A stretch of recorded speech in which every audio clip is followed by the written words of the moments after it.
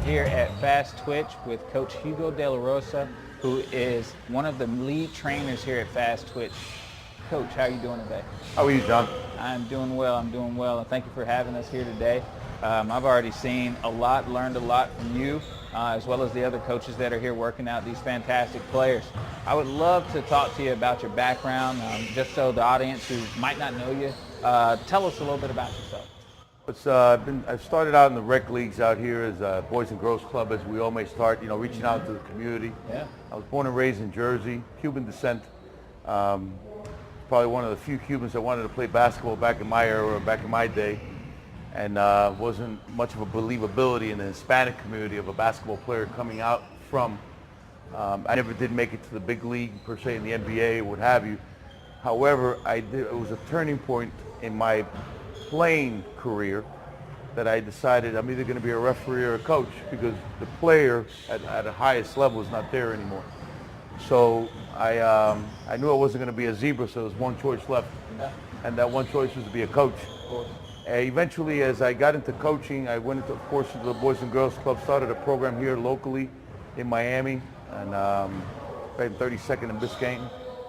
So when we started there was probably maybe 50, 60 kids in the community that were actually enrolled as in the basketball program there.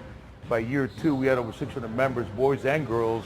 We were able to create both genders, and that's, we're talking about 30 years ago, where WNBA did not exist, whereas today, I believe, like for instance, Sylvia Fowles, for instance, may have gone through that program at one time or another, at maybe a 2-year clip that she was there.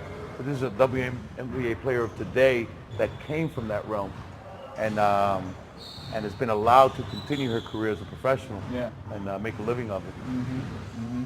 Now, you work with all facets of the game now. Like, in what we've seen is, like, you start from humble beginnings, give a lot to the game, and it's given a lot back to you. And seeing you here at Fast Twitch is refreshing. Working with all levels of players. Talk about those levels of players that you've worked with so far. Well, levels of players, I see players, I've seen them all throughout my whole career as guards. Yeah. I'm not much for coaches having a split practice, whereas you have a team practice for an hour and a half, and then for 20 to 30 minutes, the head coach decides we're going to have a post guard split. Positions. Yeah. And I believe in being positionless. I believe in that. So when I worked for coaches that were of that nature, were prehistoric, if you may call them that, which I have fallen under that umbrella as well, being that I've been around the game so long, I've literally have added an extra 20 minutes if that post player exists to actually get in the gym and run some post moves with them, and post feeds, and passing out of the post. Back in the day, you used to tell your post players, repost. Somebody guards you and you repost, pitch out, repost, pitch out, repost. That no longer is in existence. Now it's a matter of, if he's passing out of the post, we want the outside perimeter guys, we want them to bury the shot. So anything from the inside out, that inside out game has become prevalent to even guys that are 6'10". You look at a Kevin Durant, for instance. He's 6'10". He went to Montrose Christian Academy and was taught the guard way. Played 1 year at Texas for Coach Barnes. And Rick is an OG as we can call him. He's old school, man. He's old school. Yeah. But allowed this kid at 6'10". He changed with the game. And I believe coaches are like lawyers. And the best analogy I can make, as the law changes, so does our skill level. Yeah. So our lawyers have to continuously be in the study room, in the lab. Yeah. Right? So now coaches also have to be in the hoop lab. Yeah. Right? Yeah. We also have to do these things. Of course. And we have to change with our times and with the players that we have. And sometimes it doesn't change. For me, for instance, I've been attached to a high school team or a collegiate team or what have you, or even a travel team. It can change in one season from a high school team to a travel team. So now you have completely different individuals at the AU level that have played for multiple coaches with multiple facets and ideas, some good, some bad for my situation, for whatever I'm trying to present, the system I'm trying to present. So sometimes you have to relearn these things when these kids come in. Yeah. Whether they're NBA players or whether they're middle school guys. And what I truly believe is in number one is character. I cannot teach someone without character. Yeah. I don't have the patience for it. Yeah. I don't have the stamina for it. Yeah. And I don't even have the mindset for it. Yeah. You know, back in the day, you say, "Why I used to like coaching the inner city kid more than I like the rich kid," you know, what have you. I believe they're both hand in hand the same. Yeah. You know, they both come with the same intention. They want to play basketball. That's all they want to do. And what you cannot snare for them and take from them and snatch from them is the fun of the game. Yeah. Of course. So being selfish is not fun. Yeah. We all know that, whether it's in the home base, the work base, or on the court base. Yeah. Being selfish doesn't work. So, you know, that's the other part of basketball for me, or team sports as a whole, is the camaraderie. You know, the character of me getting to know you. I may not like you, especially if I'm on a travel team. We may be opponents from two different schools. Yeah. All of a sudden we're on the same travel team. Yeah. We're playing together. Yeah. We have the same jersey. Yeah. And the great thing about that is, for me, I've never put the name of anybody's jersey in the back. Yeah. It's always you're playing for the front name. Yeah. So we should become one and unite in that aspect. Yeah, I love that selfless idea of playing for, you know, we, not I, and I definitely appreciate that. I also think that your idea on teaching the guard mindset early, especially because that kid might not grow again. Like, he might not grow at all. If he doesn't grow and he's been positioned to play with his back to the basket, he is out of luck when it comes to his aspirations to potentially play college basketball. Kevin Durant, I mean, honestly, you don't know if he goes to 6'10", but if he's at 6'4", he's fine. If he's at 6'2", he's fine. If he's at 5'11", he can go D2. You know, he's going to make it somewhere. And so it's just, you want to prepare the kids for success on all levels. And that means training them, and still, like, training them to advantages more than just positions. If you got a smaller guard on you, take him. If you can bully him down low, bully him down low. With skill level and guard play comes the footwork and foundation necessary to play all those positions. So I definitely agree with you on that. Now, if you had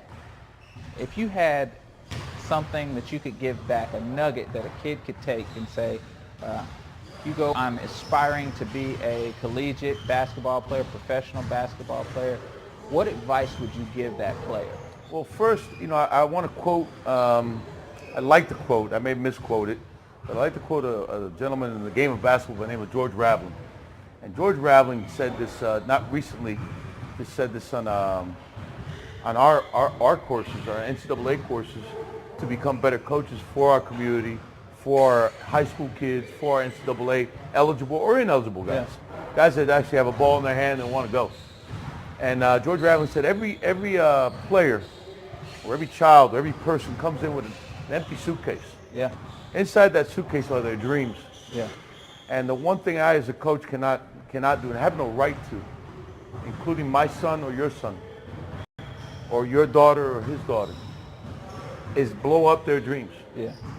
Based on their size, based on their skill level, based on their needs or wants.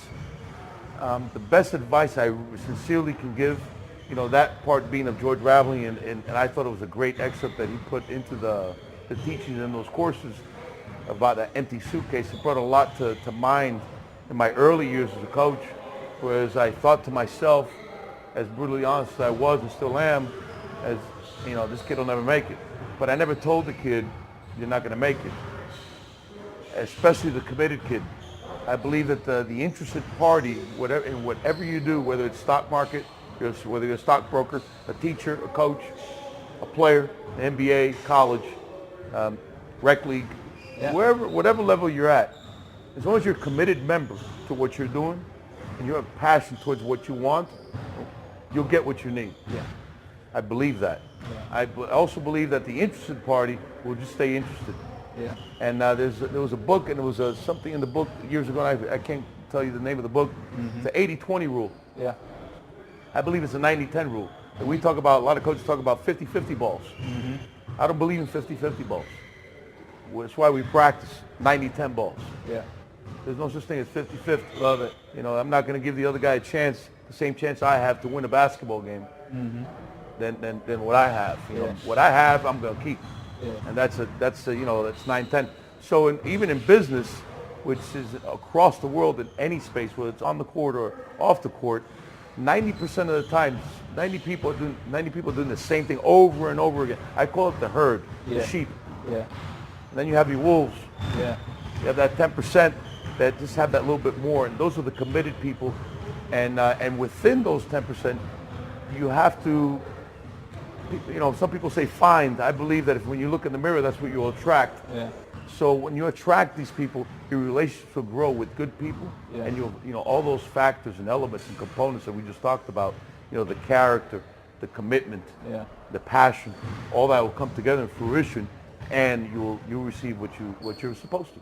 Love it, love it. Well, Coach, we appreciate you and coming on our show, and we want to wish you the best of luck and continue like as a pioneer to the game, as someone who has been giving their blood, sweat, and tears for over 30 years to it.